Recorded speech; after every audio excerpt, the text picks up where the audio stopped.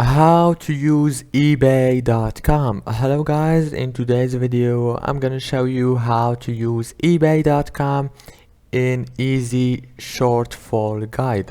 So all what you have to do first, log into your account first. It's very easy to create account, and after creating the account you will find this page. This is the home page. Now if you want to buy a product, for example this one, click on it and click buy it now, or you can add it to the cart until you buy it later. Just by clicking you will be able to buy. And as you can see, now choose your payment method and buy it from here.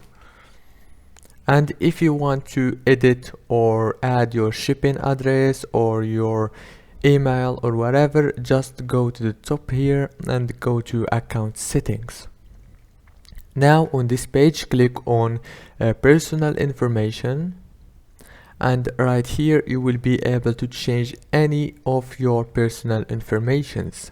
And if you want to add your shipping address, for example, just click here on addresses.